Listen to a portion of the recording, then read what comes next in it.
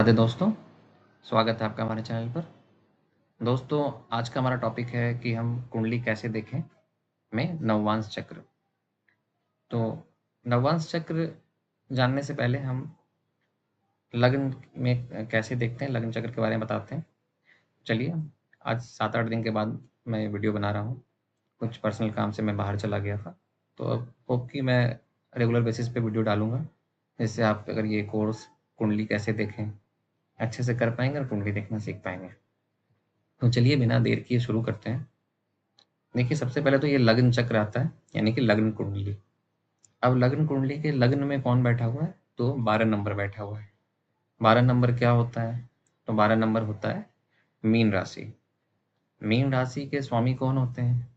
Mean राशि के स्वामी होते हैं बृहस्पति महाराज। अब हमको ये देखना है कि यानी कि इस कुंडली के लग्नेश जो हो गए, वो बृहस्पति हो गए, गुरु महाराज हो गए, ठीक है? अब हमको देखना है कि उनका इस कुंडली में पोजीशन क्या है।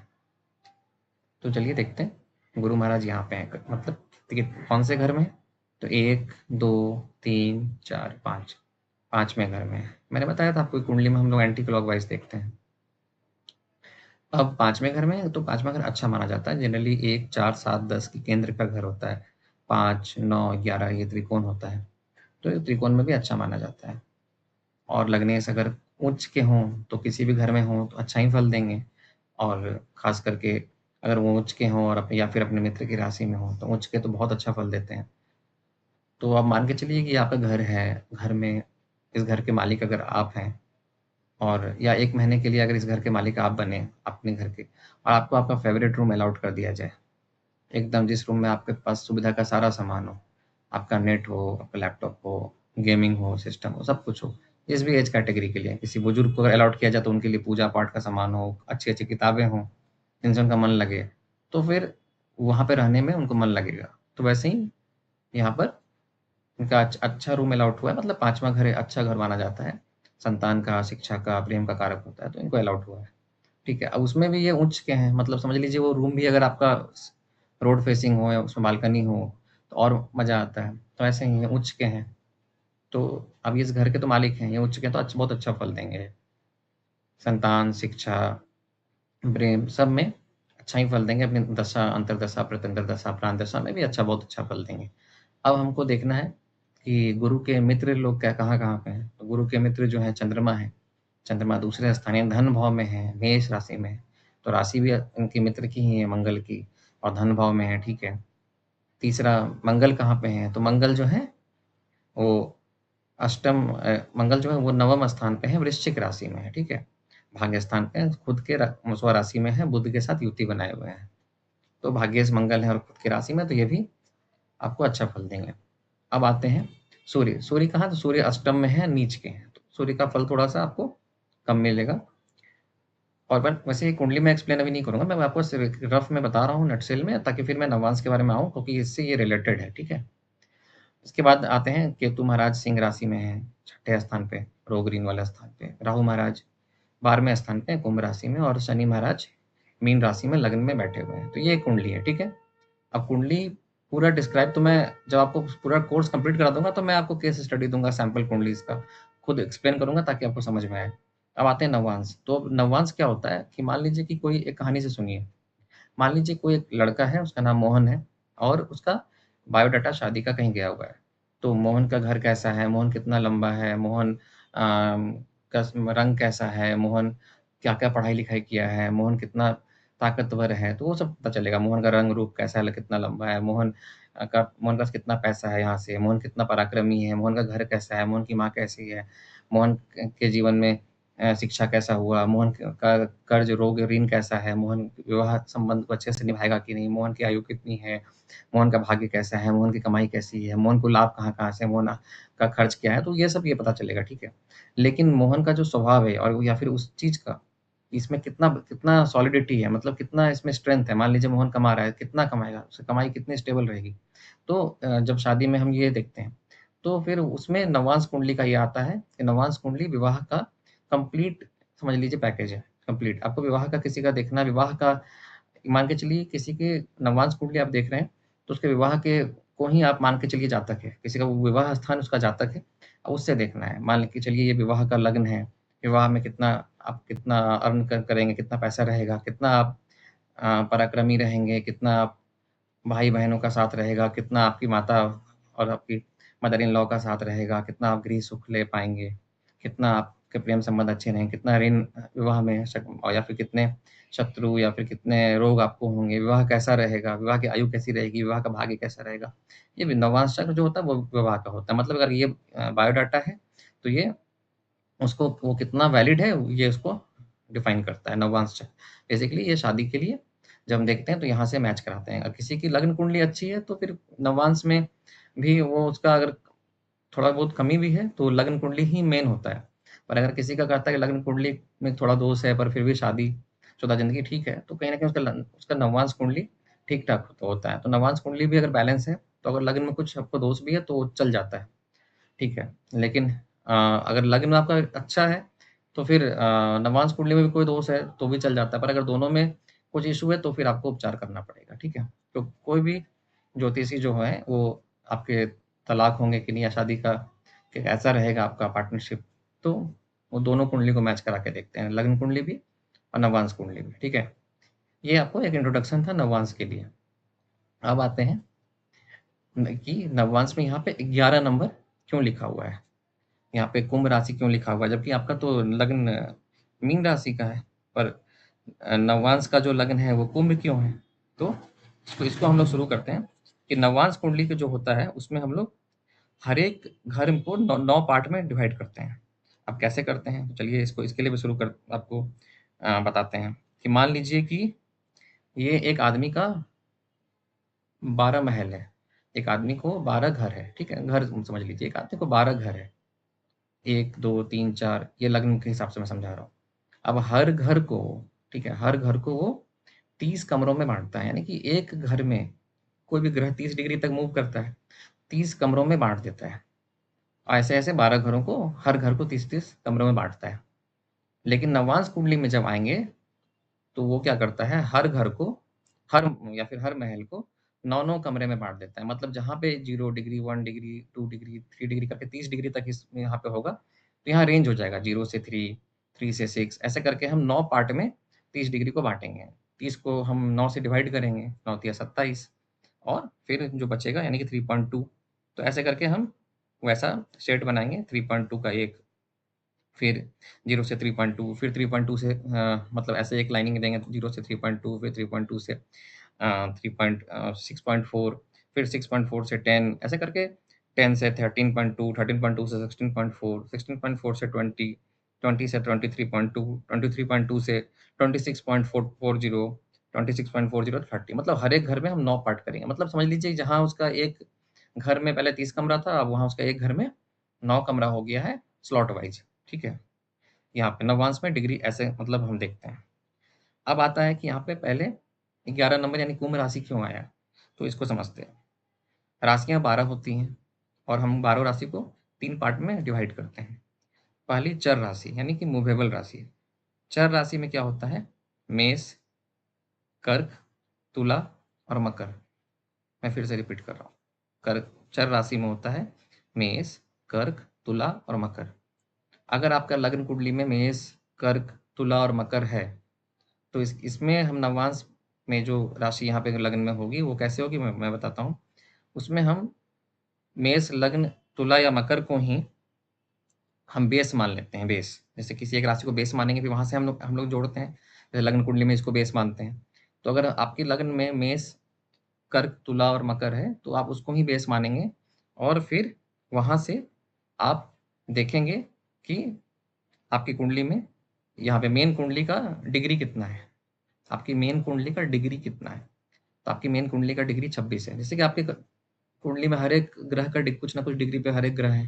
जैसे कि इस कुंडली में सूर्य ग्रह 19 डिग्री पे है, चंद्रमा 17 पे है। लेकिन मेन कुंडली पे तो कुछ कुछ डिग्री पे होगी। जैसे कि आपका घर में कोई कमरा 17/11 का है, कोई 10/8 का है, पर पूरा घर भी तो एक फील्ड का भी या जो उसका ज़मीन का भी तो कुछ माप होगा ना, 2 कट्ठा, ढाई कट्ठा, 3 कट्ठा, 10 एकड़, कुछ तो होगा ना, 50 गज, 20 गज, कुछ तो घर पूरा ज़मीन का भी तो एक माप होगा ना, तो वैसे ही पूरी कुंडली का भी तो एक डिग्री होगा ना। तो ये 26 डिग्री है, ठीक है? अब हमको देखना है कि 26 डिग्री जो होता है, वो कौन से स्लॉट में आता है? 26 डिग्री 26.6 किस कौन से स्लॉट में आता है? तो 26.6 जो है ये 26 ये हमारे 8वें स्लॉट में आएगा, क्योंकि 26.40 तक 26 पॉइंट ये 06 है, ठीक है? ये 06 है। 26.40 तक 8वां स्लॉट होता है। स्लॉट मैंने बताया था आपको, 0 से 3.21, 0 से 3.22, 3.2 से 6.42, ऐसे कर के नौ हर एक घर को हम 9 कमरे में डिवाइड करेंगे, मतलब 9 स्लॉट बनाएँगे 1, 2, 3 4। तो 26.6 किसमें आएगा? 0.6, वो आएगा 8वें स्लॉट में। तो बेस हमने क्या बनाया था? क्या हमने बताया था कि मेष, कर्क, तुला और मकर में बेस वही रह जाएगा, मतलब मेष, कर्क, तुला, मकर ही बेस रह जाएगा, और स्लॉट कौन-सा गिर रहा है? 8वां। तो मान लीजिए कि मेरा मेष लग्न का कुंडली है, मान लीजिए मेरा मेष लग्न का कुंडली है और 26.06 यानी कि 8वें स्लॉट में गिर रहा है, तो हम जोड़ेंगे 1, 2, 3, 4, 5, 6, 7, 8, ठीक है? वृश्चिक, यानी कि उसका नवांश के लग्न में वृश्चिक आ जाएगा। आपको समझ में नहीं आया, मैं फिर से रिपीट कर देता हूँ। मेष, कर्क, तुला, मेष, कर्क, तुला और मकर में बेस वही रह जाएगा जो लिखा हुआ है, यानी कि यहाँ पे यही रह जाएगा बेस, ठीक है? अब इसमें से हमको फिर देखना है मेरा जो लग्न कुंडली कितने डिग्री पे है, तो 26 डिग्री 0.6 पे है, 26.0.6 पे है, और 26.40 तक 8वां स्लॉट है, क्योंकि 0 से 3.2 पहला है, 3.2 से 6.4 दूसरा, ऐसे करके हमने 9 पार्ट में डिवाइड किया था ना। यहाँ हर घर का 30 कमरा था, यहाँ पे हर घर का 9-9 कमरा है, स्लॉट वाइज़ था, ठीक है? तो 8वां स्लॉट आएगा 26.4 तक, फिर 26.4 से 30 तक 9वां स्लॉट आएगा। तो मेरा 06 है, 26.06 है, तो 4 से तो छोटा है ना, तो ये तो मेरा 8वां स्लॉट में आएगा ना। तो अब हमने बताया था कि मेष, कर्क, तुला और मकर में आपको बेस वही रह जाएगा, तो 8वां जोड़ना है वहाँ से बेस से। बेस अगर मेरा यही है तो 1, 2, 3, 4, 5, 6, 7, 8, यानी कि यहाँ पे 8 आ जाएगा। 8 मतलब वृश्चिक हो जाएगा, इसका नवांश में वृश्चिक राशि होगी यहाँ पे, ठीक है? लेकिन हम हमारा तो मीन है, तो हमको तो मीन को भी समझाना होगा ना। अभी तो 4 राशि क्लियर की हैं, तो जो कि चर राशि है। अब आता है नियम 2। नियम 2 आता है स्थिर राशि, यानी कि जो राशि फिक्स है, बिल्कुल फिक्स है। वो है वृषभ, सिंह, वृश्चिक और कुंभ। वृषभ, सिंह, वृश्चिक और कुंभ। इसमें क्या होता है, इसमें नवांश जो होता है ना, नवांश का जो बेस बनता है ना, उसके 9वां राशि से बनता है। अब 9वां राशि कैसे? जैसे अब सिंह राशि है, ठीक है? सिंह राशि है, मैंने बताया ना, वृषभ, सिंह, वृश्चिक और कुंभ। तो आप किसी को भी कर सकते हैं, वृषभ, सिंह, वृश्चिक और कुंभ। तो आप देखिए, मान लीजिए वृषभ को ही मान लीजिए आप, वृषभ को ही आप मान लीजिए। वृषभ है, इसका 9वां, यहाँ से पहले 9 को हम बेस बनाएंगे, यहाँ से 9, तो 1, 2, 3, 4, 5, 6, 7, 8, 9, ये मकर इसका बेस हो गया। फिर से जोड़ लीजिए, 1, 2, 3, 4, 5, 6, 7, 8, 9, मकर इसका बेस हो गया, ठीक है? अब कुंडली जो है मेरा 26.06 यानी कि 8वें स्लॉट में आ रहा है, तो मकर से 8वां स्लॉट जोड़िए, फिर मकर को काउंट करेंगे हम, 1, 2, 3, 4, 5, 6, 7, 8, यानी कि यहाँ पे सिंह आ जाएगा, सिंह 5 नंबर, सिंह राशि आ जाएगा। होप कि आपको क्लियर हुआ होगा। यहाँ पे मेन खेल बेस का होता है, क्योंकि ये तो फिक्स है ना, ये तो 26.06 से हमेशा 8वां स्लॉट में ही आएगा, बेस जो रहे। तो मैंने जो चर राशि बताया उसका बेस सेम रह जाएगा। स्थिर राशि में बेस वहाँ से 9 घर आगे होगा, जैसे कि मैंने बताया। वृश्चिक, या चलिए एक एग्जांपल और देते हैं, सिंह में वृश्चिक, सिंह, वृषभ और कुंभ का बताया, अब सिंह में जोड़ लीजिए, तो सिंह में इसको काउंट करेंगे, 1, जहाँ से लेंगे उसको काउंट करते हैं, 1, 2, 3, 4, 5, 6, 7, 8, 9, मेष इसका बेस हो जाएगा। अब हमको 8वां जोड़ना है मेष से, तो 1, 2, 3, 4, 5, 6, 7, 8, वृश्चिक हो जाएगा। 8वां क्यों जोड़ना है? क्योंकि 26.06 देखिए यहाँ पे लग्न का जो है अक्षांश, ठीक है? ये 0.04 के नीचे है, 04 के नीचे है, मतलब 40 के नीचे है, 04 नहीं, 40 के नीचे है, तो ये 8वां स्लॉट में आएगा। वही अगर यहाँ पे 26.5 होता तो 9वां स्लॉट में चला जाता, तो स्लॉट आपको पहले बनाना पड़ेगा, ठीक है? अब आते हैं द्विस्वभाव राशि पे, जो तीसरा नियम है, यानी कि डुअल राशि। मिथुन, कन्या, धनु और मीन।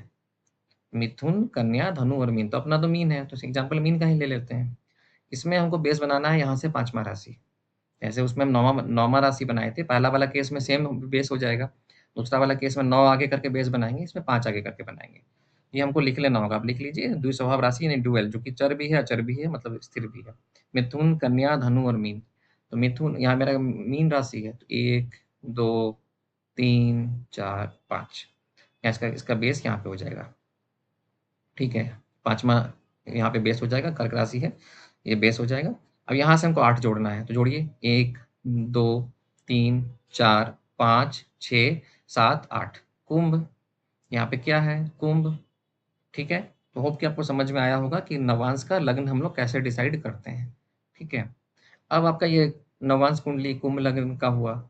ठीक है, अब यहाँ पे उसके बाद ऐसे प्लेस्ड है सारे ग्रह, हर सबका एक फॉर्मूला है। यहाँ पे सूर्य जो आए इनका भी वही सेम फॉर्मूला पे होगा, लेकिन मैंने आपको लग्न के हिसाब से बताया है। आपको मार्केट में सॉफ्टवेयर मिल जाएगा, सॉफ्टवेयर से तो आप यहाँ पे कर सकते हैं। इवन कि मैंने भी जो आपको जिस भी जातक की कुंडली, यहाँ पे मैं इनका नाम नहीं बताऊंगा, मैं दिखा रहा हूँ, ये मैंने कहीं से सॉफ्टवेयर से ही निकाला है। ठीक है, लेकिन कैलकुलेट करना तो आना चाहिए ना। सॉफ्टवेयर तो अपना काम को आसान बनाने के लिए होता है, जल्दी करने के लिए होता है। पर अगर आपका कॉन्सेप्ट क्लियर रहेगा कि कैसे हुआ, ठीक है ना, तो वो तो फिर आपका सही रहेगा ना। तो इसीलिए आपको, आप देख सकते हैं यहाँ पे तुला जो है, तुला जो है, तुला सूर्य जो है वो तुला में है, और सूर्य की डिग्री जो है वो 19 है। तो ये यानी कि 6 स्लॉट में आएंगे, सूर्य जो है 6 स्लॉट में आएंगे। तो 1 2 3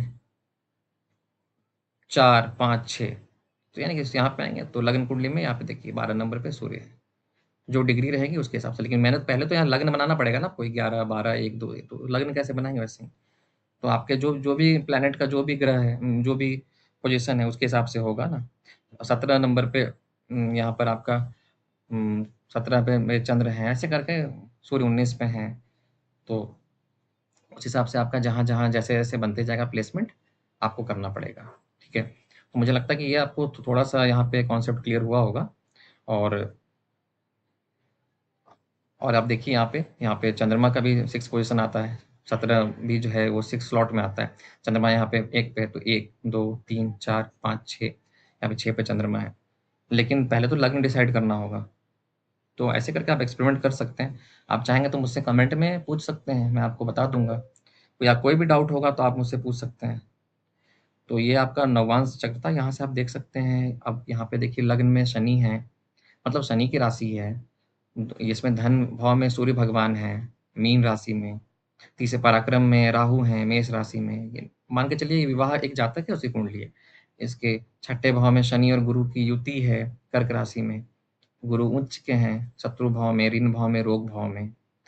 फिर सिंह राशि में सूर्य है, मंगल है, सप्तम भाव में। चंद्रमा है, मार्केश है यहाँ पे।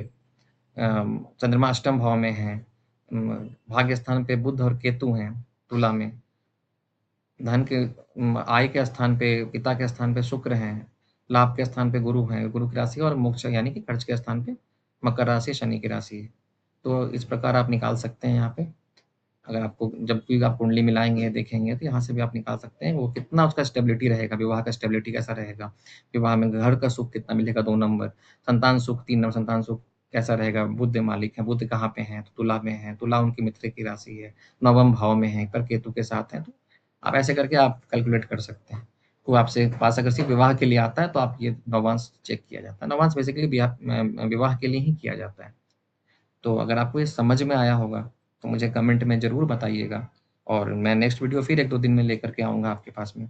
ये पूरा सीरीज़ चलेगा 40-50 वीडियो का, जिससे आपको अच्छे से समझ में आ जाएगा। आप लोग मुझे थोड़ा सपोर्ट कीजिए, जिससे मैं भी थोड़ा ग्रो कर सकूँ और आप लोग के लिए और मोटिवेटेड होके वीडियो बना सकूँ।